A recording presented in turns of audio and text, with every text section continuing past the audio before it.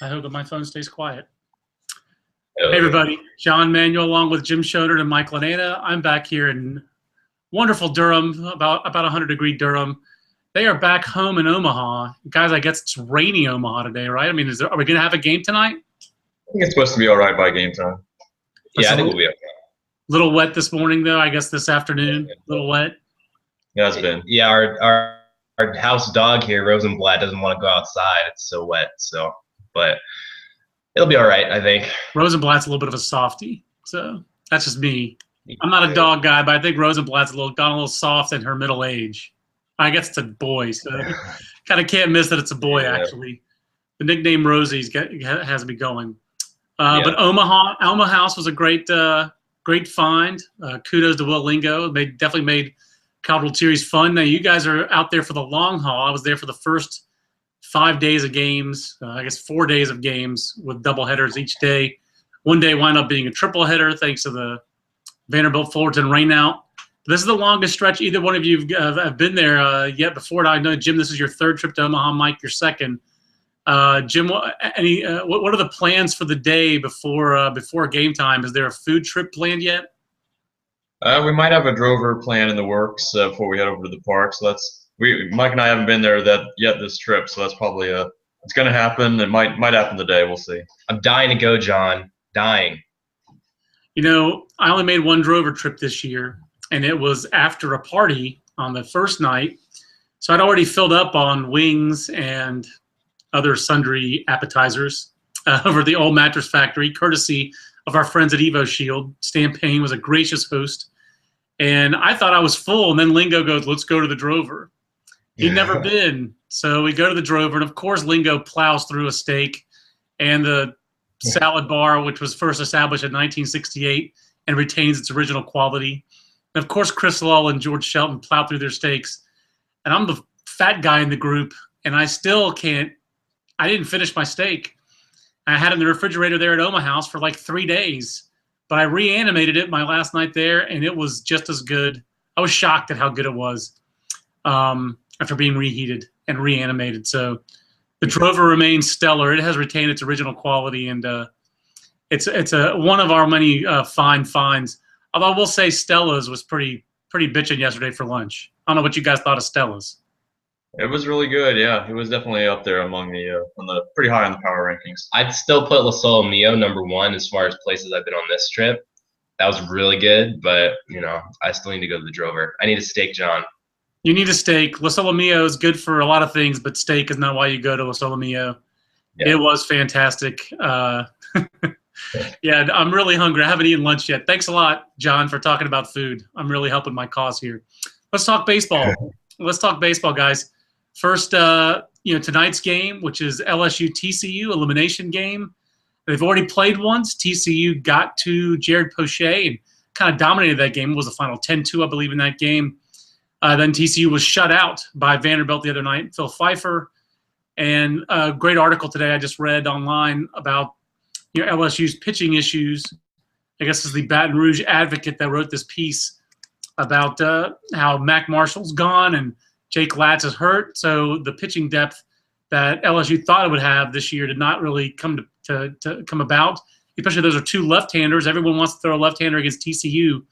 I picked TCU at the start of the tournament, so I've kind of made them my default pick in this bracket, guys, and I'm picking them again today because I just don't like how this pitching shapes up for LSU. Do you think LSU's offense can rise to the occasion? They've only scored 7 runs the first 2 games. Do you think they can take out TCU today, or do you favor the Horned Frogs as I do, Mike?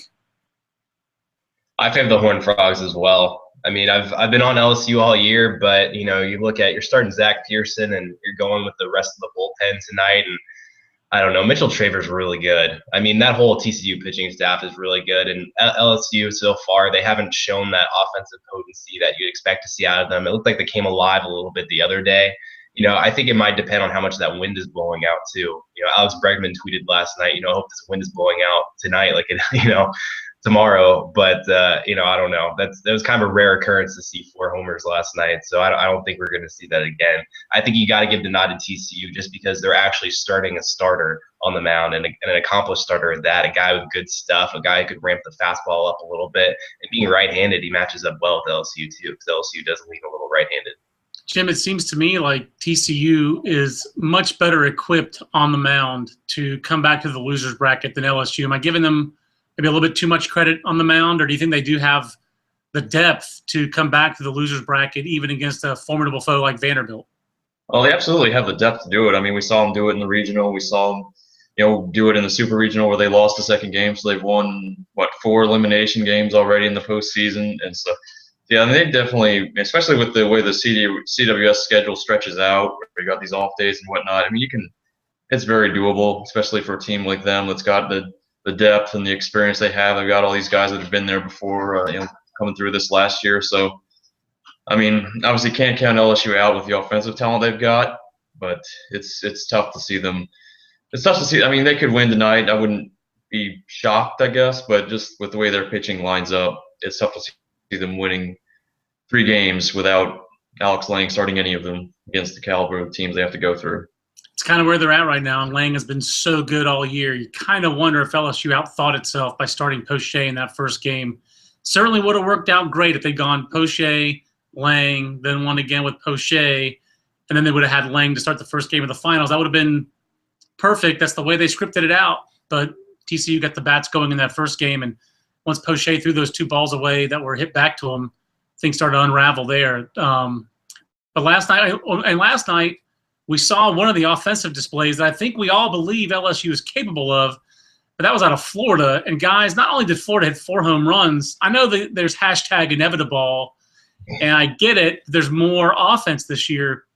But not only did Florida hit 4 home runs, 2 of them were to center field. But correct me if I'm wrong. Were those the first home runs ever hit to that part of the ballpark at TD Ameritrade? I think those are the first center field homers ever, not just College World Series, but including Creighton games, right? That's correct, yeah. And they hit the three of the longest, or the three longest home runs ever. Yeah, in TD Ameritrade Park history. I mean, Peter Alonso hit a last 421 feet estimated, and then I think Bader was 414, and then the other one was 413. Yeah. So it was impressive to say the least. Rosenblatt is squealing her approval of Florida's offense. Am I hearing that right? That's Rosenblatt for you. Rosie makes her first appearance only audio wise.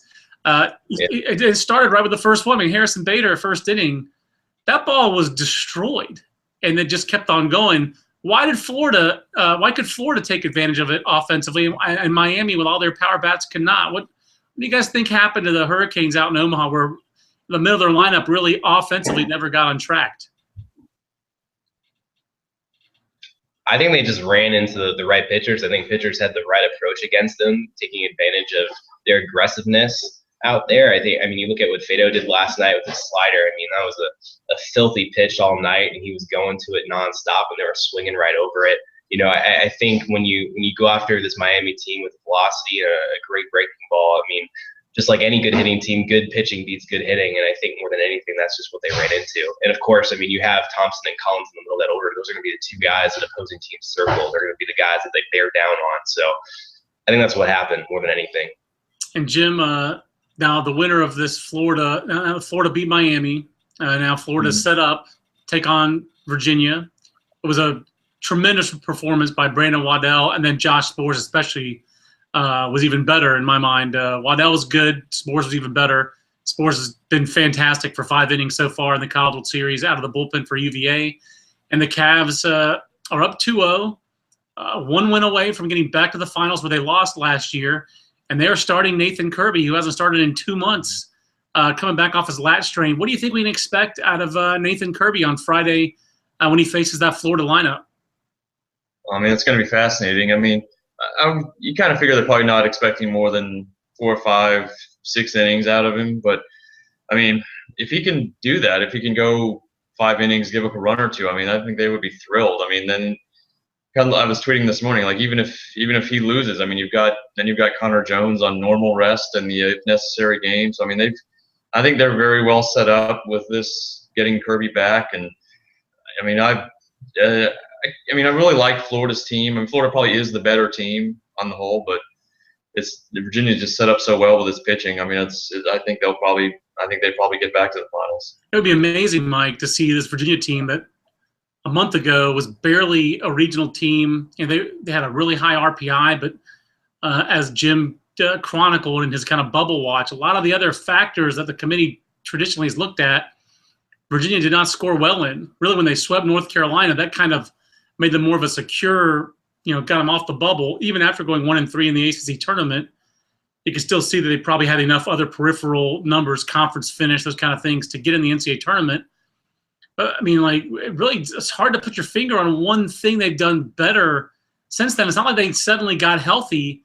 It really feels like it's been more just it seems like every time they need a big hit, Kenny Towns is up, and he comes up with it.